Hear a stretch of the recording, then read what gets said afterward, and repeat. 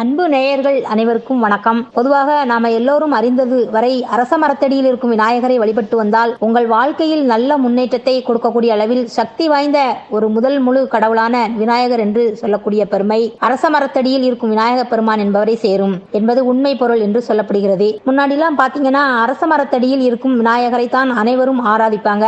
ஏன்னா அரச மரத்தை சுற்றி வரும்போது காலை நேரத்திலே அந்த ஆக்சிஜனை சுவாசிக்கும் போது குழந்தையின்மை என்கிற விஷயம் நீங்கி குழந்தை கிடைக்கின்ற வாய்ப்புகள் எல்லாம் இந்த பரிகாரத்தின் மூலம் இல்ல வழிபாட்டின் மூலமாகவோ நாம எப்படி கடைபிடிப்பது என்பது பற்றி நாம இந்த பதிவில் தெரிஞ்சுக்க போறோம். நம்ம சேனலை இப்பதான் முதல் முறையா பாக்குறீங்கன்னா மறக்காம நம்ம சேனலுக்கு ஒரு லைக் பண்ணி சப்ஸ்கிரைப் பண்ணுங்க ஃப்ரெண்ட்ஸ். இந்த வழிபாட்டை அரச மரத்தடியில் இருக்கும் விநாயகருக்கு செஞ்சு பாத்தீங்கன்னா இது நாள் வரையிலும் பல தடைகளால் தட்டி சென்ற காரியங்கள் ஆக இருந்தாலும் நிச்சயம் வெற்றி கிடைக்கும். இந்த வழிபாடு செய்வதன் மூலம் நாம தெரிந்து கொள்ளலாம். இந்த வழிபாடு செய்வதன் மூலம் உங்களுக்கு 100% வெற்றி உங்களுக்கு என்பதில் மாற்று கருத்தே இல்லைங்க. அது என்னன்னு கேட்டீங்கன்னா அரச மரத்தடியில் விநாயகர் வச்சிருப்பாங்க, அவருக்கு பக்கத்தில் ராகு கேது வச்சிருப்பாங்க.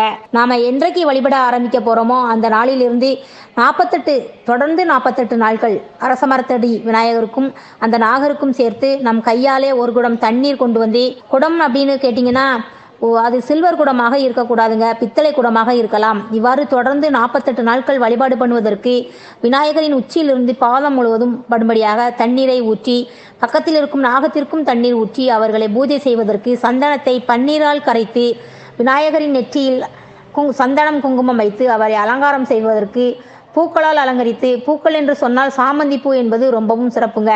இத்தனையும் செய்து விநாயகருக்கு அருகம்புல் மாலையை சமர்ப்பணமாக சமர்ப்பித்து வழிபாட்டை செய்து பின்னர் அந்த அரச மரத்தடியில் நாம் என்ன கோரிக்கையை வேண்டுகிறோமோ அவற்றை ஒரு பேப்பரில் எழுதி பேப்பரில் 6 டைமண்ட் கற்கண்டை வைத்து விநாயகர் பாதத்தில் வைத்து நம் வேண்டுதல் நிறைவேற அந்த கற்கண்டை எறும்புகள் தின்றாலும் நமக்கு நல்லதே நடக்கும் என்று சொல்லப்படுதுங்க.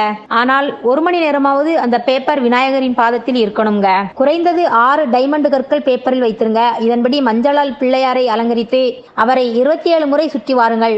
விநாயகரை சுற்றி வரும்போது ஓம் ஹம் கணபதியே நமக என்று மந்திரத்தை சொல்லிக்கொண்டே உங்கள் வழிபாட்டை முடித்தீர்கள். ஆனால் உங்களுக்கு எவ்வளவு பெரிய தடைகள், முட்டுக்கட்டைகள், பிரச்சனைகள், கஷ்டங்கள் எதுவாக இருந்தாலும் எண்ணி 48 நாட்களில் நிச்சயமாக இந்த வழிபாடு செய்வதன் மூலம் நிச்சயமாக நடக்கும் என்பதில் உறுதி என்று சொல்லப்படுகிறது. சகோதரிகளே, நீங்களும் இந்த அரச மரத்தடி விநாயகருக்கு இந்த வழிபாட்டை செய்து பயன்பெற்று நலமுடன் வாழ்க சகோதரிகளே. இந்த வழிபாட்டை நம்பிக்கையோடு செய்யுங்கள். இந்த மண்டலத்தை செய்யும் போது உங்கள் கோரிக்கைகள் நிறைவேற்றப்பட்டாலும் விடாது தொடர்ந்து 48 நாட்கள் இந்த பூஜையை கடைபிடியுங்கள். உங்கள் வாழ்க்கையில் நீங்கள் கேட்ட வரத்தை அரச மரத்தடி விநாயகரான வெற்றி விநாயகர் உங்கள் வெற்றியை தருவார் என்பதில் சந்தேகமே இல்லைங்க. இந்த வழிபாட்டை செய்து பயன்பெறுங்கள் சகோதரிகளே. மீண்டும் அடுத்த பதிவுடன் சந்திக்கும் முறை உங்கள் சகோதரியான துர்காதேவி சரணம்.